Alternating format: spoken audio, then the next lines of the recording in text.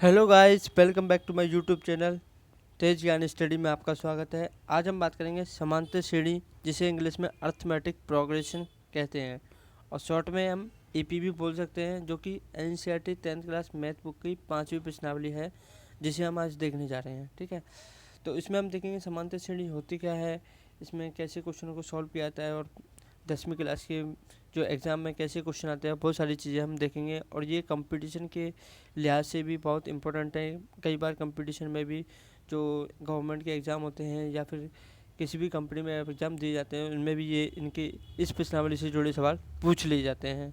तो आइए हम देखते हैं इस प्रश्नावली को। तो हम सबसे पहले हम इसके नाम से ही शुरुआत करेंगे और आगे जानेंगे कि समांतर श्रेणी होती क्या है। ठीक है, समांतर श्रेणी की बात करें तो समांतर श्रेणी होती क्या है वो हम इसमें देखेंगे।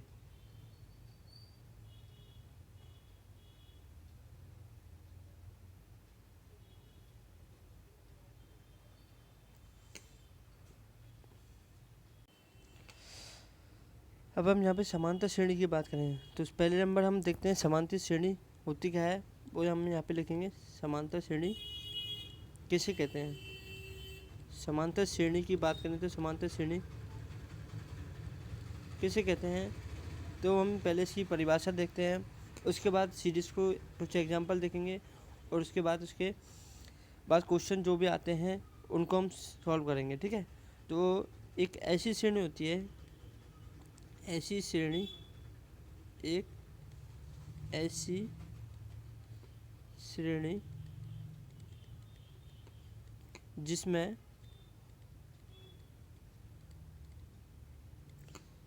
क्रमागत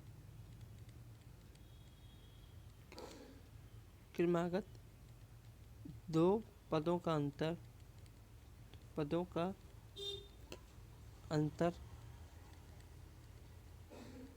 समान हो। ठीक है, समांतर श्रेणी क्या है? जिसमें दो क्रमागत पदों का अंतर क्या है, समान हो, उसे ही हम समांतर श्रेणी कहते हैं। जैसे कि हम एग्जाम्पल के थ्रू समझते हैं। जैसे ये 1 2 3 4 5 6 ये श्रेणी आगे चलती जा रही है, तो उसमें हम दो क्रमागत पद कोई से भी ले सकते हैं। इन दो को देख लेते हैं या इन दो को देख लेते हैं या इन दो को देख लेते हैं।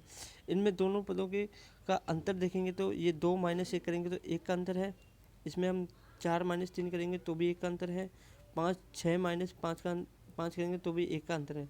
तो इसमें क्रमागत दो पदों का अंतर क्या है, समान है ऐसी श्रेणी में, जिसको हम क्या बोलते हैं, समांतर श्रेणी। ये एग्जाम्पल पहला हो गया। दूसरा एग्जाम्पल देख लेते हैं। यहाँ पे 2 4 6 8 ऐसे हम देख लेते हैं। या फिर दो क्रमागत पद हम इधर से भी ले सकते हैं।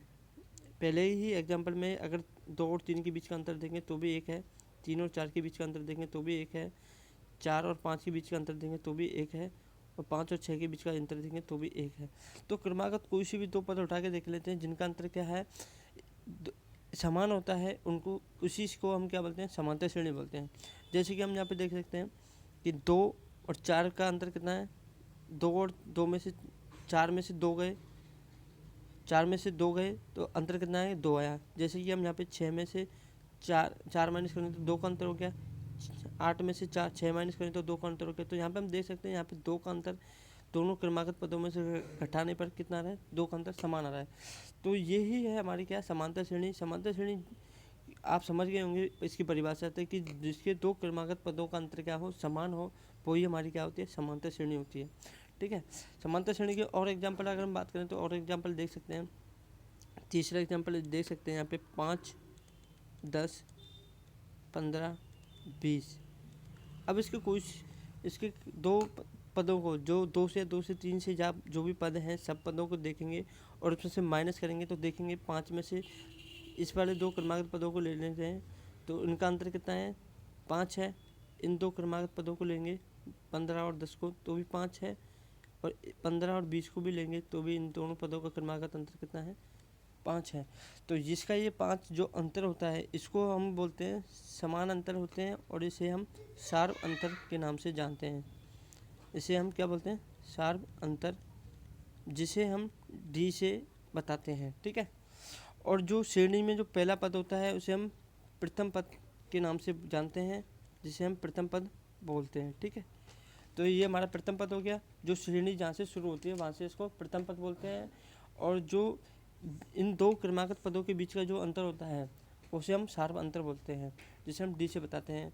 इंग्लिश में बोलें तो इसको इंग्लिश में इसको फर्स्ट टर्म बोलते हैं, फर्स्ट टर्म। और सार्व अंतर को हम कॉमन डिफरेंस बोल सकते हैं, कॉमन डिफरेंस, कॉमन डिफरेंस। ठीक है, तो ये चीज़ें होती हैं समांतर श्रेणी में। समांतर श्रेणी में समझने वाली दो चीज़ें कौन कौन सी हैं? एक है प्रथम पद जिससे श्रेणी शुरू होती है, प्रारंभ होती है, और एक है सार्वंतर। सार्वंतर जिससे क्या है, श्रेणी में जो समान अंतर जो पिछले पद में जोड़ने के पर अगले पद प्राप्त होता है। तो देख सकते हैं हम आगे और भी एग्जाम्पल हैं। अब हम देख सकते हैं, जैसे कि हम एक एग्जाम्पल के थ्रू हम समझ सकते हैं। लेट सपोज हम ए प्रथम पद ले लेते हैं 2 और इसका सार्वंतर ले लेते हैं 3। ठीक है, तो हमको एक समांतर श्रेणी बनानी है इन दो पदों का यूज़ करते हुए। दो पद कौन कौन से? प्रथम पद और सार्वंतर। ठीक है, समांतर श्रेणी, पद लिख दिया गलत, यहाँ पे हम समांतर श्रेणी बनाएंगे। ठीक है, तो समांतर श्रेणी कैसे बनेगी? समांतर श्रेणी बनाने के लिए हम जो सीरीज होती है उसको हम कैसे लिख सकते हैं, वो चीज़ें हम यहाँ पे देखें तो हम A1 A2 A3 A4 that that dash जितना आगे चलते जाएंगे उससे जितने पद हैं उस हिसाब से हम लिख सकते हैं। तो यहाँ पे हम इनको इस तरीके से समझ सकते हैं। वहीं पे अगर इन पदों की बात करें तो प्रथम पद जो A1 है हमारा, उसको हम A ही बोलते हैं क्योंकि A1 जो प्रथम पद है वो A ही है। और बात करें हम A2 की, तो A2 हमारा होगा A प्लस, जिसमें हम सार्वंतर को जोड़ देंगे तो हमारा क्या जाएगा, वो दूसरा पद मिल जाएगा हमको A2। और A3 की बात करें तो A3 हमको मिलेगा A प्लस, जिसमें A2 पद में ही हम D जोड़ेंगे। तो A प्लस A2 पद है हमारा कितना, ये A2 पद हो गया A प्लस D, और इसमें हम D जोड़ देंगे एक और, तो ये हमारा हो गया तीसरा पद बन जाएगा, तो A प्लस 2D। ठीक है, अब चौथे पद की बात करें तो चौथा पद कैसे बनेगा, A प्लस 2D, जो हम तीसरा पद था, तीसरे पद में हमने D जोड़ दिया तो हमारा चौथा पद मिल जाएगा, क्योंकि हम सब में D जोड़ते हुए आ रहे हैं। तो यहाँ पे एक एक्स्ट्रा D जोड़ते जाएंगे, प्रथम पद के बाद में सब में एक एक्स्ट्रा D जोड़ते जाएंगे, तो वो हमारा जो सार्वंतर है वो जोड़ते जाएंगे, वही हमारे श्रेणी का निर्माण करेगा। ठीक है, तो यहाँ A plus 2D plus D, क्योंकि तीसरे पद में, ये तीसरा पद हमारा, तीसरा पद A प्लस 2D था, A प्लस 2D में D जोड़ दिया तो यहाँ पे होगा A प्लस 3D। ठीक है, तो ऐसे ही हम आगे चलते जाएंगे। इसमें हम देख सकते हैं यहाँ पे A5 की बात करें तो A5 क्या होगा, A4 में, A4 क्या है, A प्लस 3D है, A4 में एक और D जोड़ देंगे तो हमारा क्या बन जाएगा, वो A5 बन जाएगा, तो A प्लस 4D, ये आप देख सकते हैं यहाँ पे। ठीक है, और अगर हम ढंग से समझे तो यहाँ पे हम देख सकते हैं कि यहाँ पे हम 2 ले रहे हैं, दूसरा पद ले रहे हैं तो D 1 आ रहा है, यहाँ पे हम 3 ले रहे हैं तो D 2 आ रहे हैं, यहाँ पे हम D 4 ले रहे, यहाँ पे हम चौथा पद ले रहे हैं तो D हमारा 3 आ रहा है। ठीक है, मतलब जो पद ले रहे हैं उससे एक कम ही आ रहा है ना, तो यहाँ पे हम जैसे देख सकते हैं यहाँ पे 5 है तो यहाँ पे हमारा 4 आ रहा है। ठीक है, तो ऐसे ही हम अगर कोई एग्जांपल दें तो हमें कोई बोल दे कि A 20वां पद क्या होगा, तो A 20वां पद क्या होगा कि A तो उसमें सब में जुड़ा हुआ कॉमन है, सब में A आई गई। ठीक है, कोई दिक्कत वाली बात है नहीं, तो A प्लस, अब क्या है, हम यहाँ से जोड़ रहे थे, यहाँ पे 2 था तो यहाँ पे 1 D जोड़ रहे थे, यहाँ पे 3 था, तीसरा पद था तो यहाँ पे 2 जोड़ रहे थे, यहाँ पे चौथा था तो 3D, पाँचवा था तो 4D, तो ऐसे ही यहाँ पे 20वां होगा तो हम यहाँ से एक कम जोड़ेंगे 19D।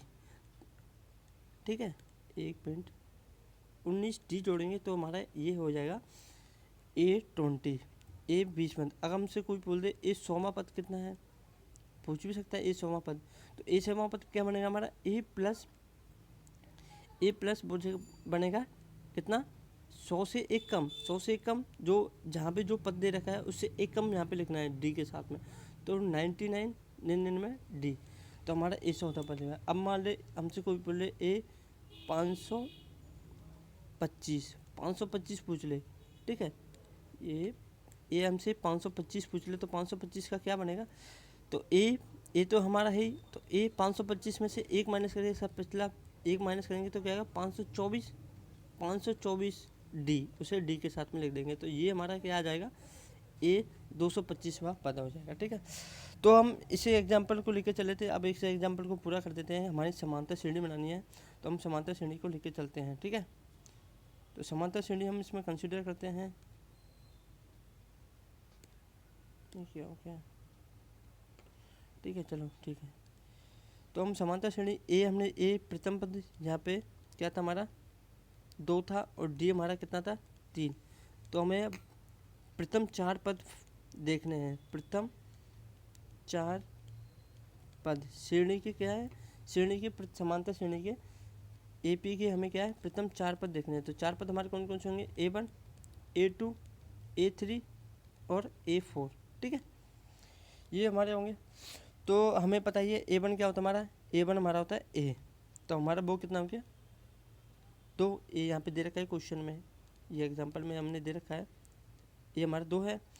अगर हम बात करें A2 की, A2 क्या आता है, A2 में जहाँ पे 2 दे रखा है तो यहाँ पे हम एक डी जोड़ देंगे। ठीक है, अगर 3 होता तो 2 डी जोड़ते। ठीक है, तो यहाँ पे ए क्या है 2 प्लस डी कितना है 3, तो यहाँ पे हमारा A2 कितना आ गया 5। ठीक है, अब A3 निकालना है, तो A3 का फॉर्मूला क्या बनेगा A plus 2D। Okay, A plus 2D बनेगा, तो 2 प्लस 2 इंटू 3 है यहाँ पे, तो 3 हो गया। तो यहाँ पे 2 प्लस 2 इंटू 3 करेगा तो 6, तो यहाँ पे आएगा 8। ओके, अब हमें A4 देखना है। A4 देखें तो A4 क्या होगा A प्लस डी कितना होगा, यहाँ पे 4 है तो यहाँ पे 3D होगा। ठीक है, तो वो यहाँ पे हम इनकी डी ए और डी की वैल्यू रखेंगे, तो 2 प्लस 3 इंटू 3, तो यहाँ पे होगा 2 प्लस 9 बराबर 11। ठीक है, तो ये हमारे 4 पद हो गए। अब हम ए पी की बात करें तो यहाँ पे हम ए बी हमारी क्या बन के आएगी, तैयार होगी। तो ए बी हमारी यहाँ पे तैयार होगी, ए बी हमारी यहाँ पे तैयार होगी 2, 5, 8, 11। ये हमारी ए पी जैसे, और इसमें जितने पद जोड़ते आएंगे 5, 6, 7, अभी हमने शुरू में 4 ही पद देखे हैं, तो हमारी इसमें आगे जुड़ती जाएगी।